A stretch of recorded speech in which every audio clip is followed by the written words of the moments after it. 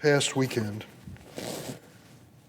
and yesterday particularly, we celebrated Dr. Martin Luther King Jr. It's likely that if you attended any event in that celebration, you heard at least part of his I Have a Dream speech. Many of us in the chamber happily quoted it because of our respect for him and the eloquence of his language in that moment. We like to remember the hopeful second half of that speech as well, because Dr. King imagines a future in which black children and white children play together, and all people are judged, as he so famously said, not by the color of our skin, but by the content of our character. However, many often forget or worse ignore the first half of the speech, in which Dr. King noted the painful irony that 100 years after President Lincoln signed the Emancipation Proclamation, the, quote, promissory note of our Constitution and Declaration of Independence for Black Americans, he said simply, it's become a bad check, which has come back marked insufficient funds. An earlier generation of Republicans and Democratic senators had the courage and the conscience to face and begin to change that shameful act.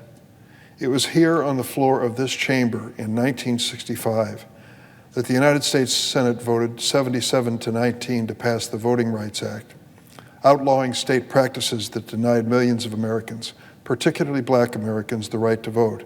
It is worth noting that it was a strong bipartisan vote and that percentage-wise, a greater number of Republicans than Democrats voted in support of it.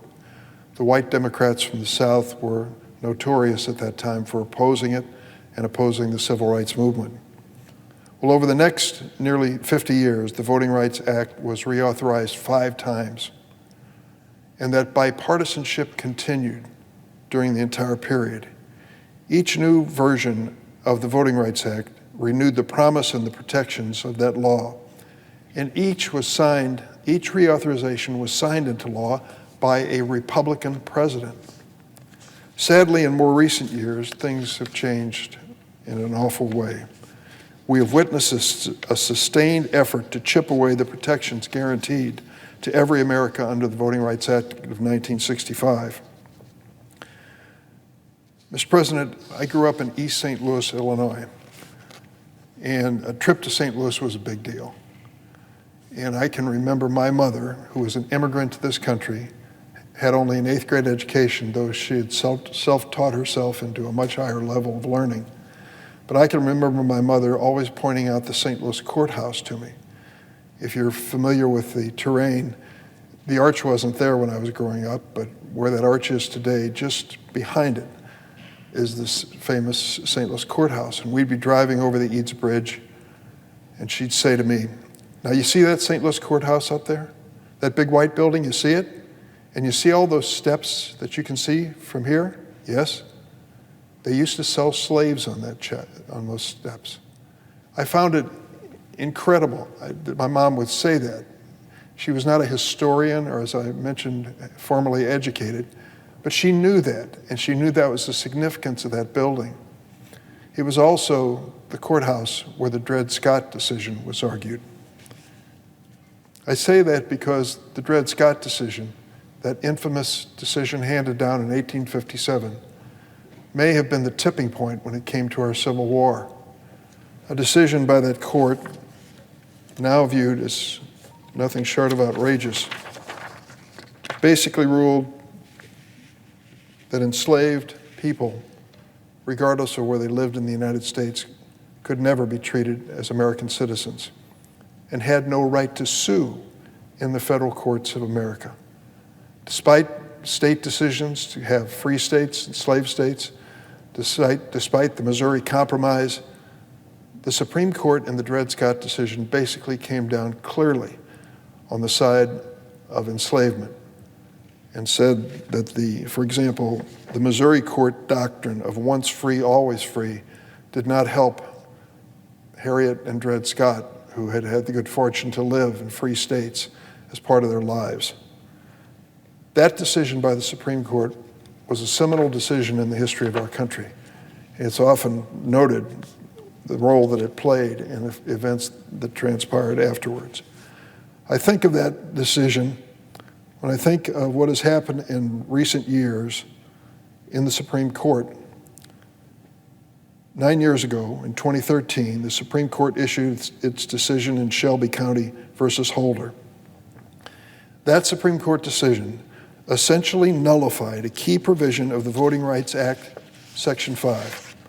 Prior to the court's ruling in Shelby County, Section 5 required that localities with a track record of disenfranchising voters of color through tactics like poll taxes and literacy tests would have to seek federal approval for any changes they made to their voting rules. That requirement is known as pre-clearance, and it could have, I believe it would have, prevented many of the restrictive voting provisions being enacted in states like Georgia and Texas today. Just this past summer, the Supreme Court weakened another key section of the Voting Rights Act with its decision in Brnovich versus DNC. With these distorted rulings, the Supreme Court has fueled state-led efforts to suppress voters, particularly voters of color. In fact, Supreme Court Justice Elena Kagan wrote in her dissent to Brnovich, quote, "In the last decade, this court has treated no statute worse than the Voting Rights Act of 1965. Mr. President, you know what has happened across the United States in 19 different states. I think because of decisions like Shelby and Brnovich, these states have been emboldened. They don't believe that they're going to be held accountable for decisions they're making that restrict the right to vote, the way they would have been before those decisions. And those who come to the defense of those states and their practices come to the floor of the Senate and predictably argue states' rights. States' rights. I heard it over the weekend on some of the talk shows. I don't know if there's a copy in here. Well, there is. I was hoping there'd be a copy of the Constitution in this desk I'm visiting. But Article 1, Section 4 of our Constitution is explicit for those who question whether or not it is the exclusive province of the states to establish standards for elections. And I'm going to read it. Section 4, the times, places, and manner of holding elections for senators and representatives shall be prescribed in each state by the legislature thereof. But the Congress may at any time by law make or alter such regulations except as to the places of choosing senators. And of course then the amendments following the Civil War, during and following the Civil War, went even further in terms of voting and the issue of race. It's very clear to me, and you only have to read those simple words, straightforward and direct in the Constitution, to realize that establishing standards for elections is not exclusively within the province of the state. In fact, just the opposite is true. When it comes to federal elections for representatives and senators, authority is given to us, this Senate and the House of Representatives, and of course, through the signature of the President, the law is created that can establish standards and regulations. And yet, members on the other side, members on the side of President Lincoln's political party, the Republican Party, now come to us at this moment in history and argue nullification and states' rights. What a cruel twist of fate that Mr. Lincoln's party, which took such pride in the progress that was made after that deadly Civil War in establishing civil rights, is now defending almost to a person the activities of 19 different states that restrict voting rights. Today, our democracy needs the Voting Rights Act of 1965 restored to its full power and potential. In the past year alone, Republican legislators in 19 states have enacted laws making it harder for Americans to vote. In total, more than 440 bills with voting restrictions have been introduced in 49 states, and more are on the way as the 2022 state legislative session gets underway. These efforts represent the most coordinated assault on voting rights since the Voting Rights Act was first passed under President Lyndon Johnson. The most troubling of these bills, the ones that I find incredible, grant partisan actors the power to potentially meddle and interfere in election administration.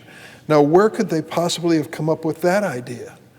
That if you lose an election, you would contact the election authorities and ask them to change the results for your favor. Where could they have come up with that idea or notion, that outrageous idea?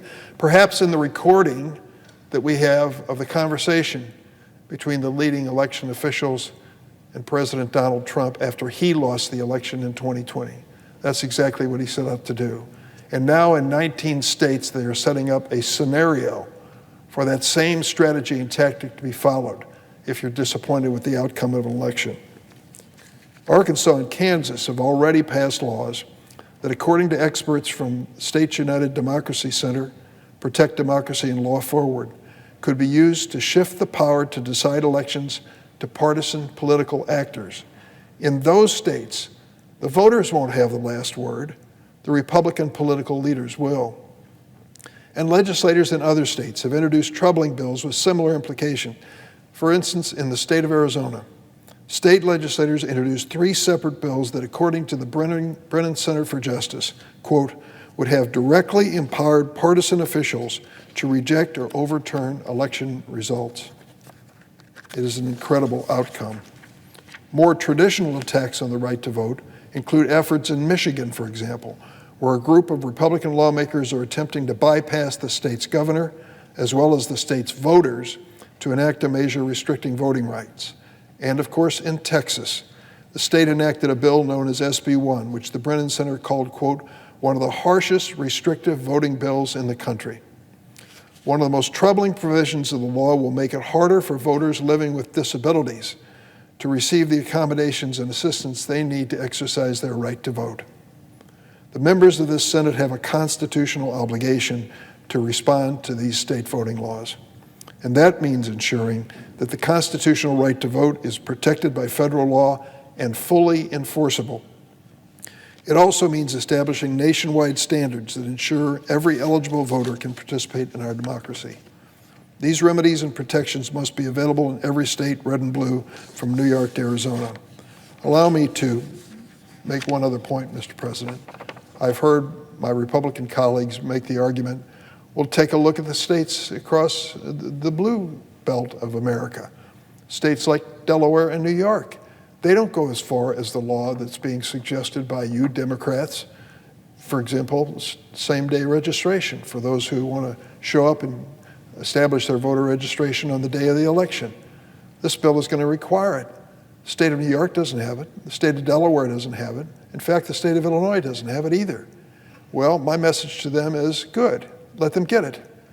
It's a good, positive way to expand the opportunity to vote. Many states have done it for years without problems. Those who are lagging, whether they're red or blue, should come into the 21st century. It should be our mission, our singular mission before anything else, to make sure that every eligible American has the right to vote, that we eliminate the burdens and obstacles, the tricks and traps that have been set up in all these states to make it so difficult. And we ought to be singularly embarrassed as a nation as we look at the film and all the videos and all the programs on Election Day that show African Americans standing in line hour after weary hour to exercise their right to vote, while many white voters just scoot through in the same localities in the same states. There's something fundamentally wrong here, and it's not just an accident. Last year, I joined with a bipartisan group of our colleagues to introduce the updated John Lewis Voting Rights Advancement Act. This legislation would restore and strengthen the Voting Rights Act of 1965, one of the most important pieces of legislation in American history. And truthfully, this should once again be a bipartisan, unifying endeavor. It hasn't been that long ago that Republicans and Democrats stood together and agreed that this was the right thing to do, to make sure that there was no discrimination against American voters. The last time we did this was 6 years ago, in 2006, and on a nearly unanimous basis. One of the Republicans who voted, I said 6 years ago, it's 16 years ago, one of the Republicans who voted in support of it was the senior senator from Kentucky, now the Republican leader, who said at that time when he voted for the reauthorization of the Voting Rights Act in 2006, quote, "This is a piece of legislation that has worked," close quote. Well, let's make sure it can keep working.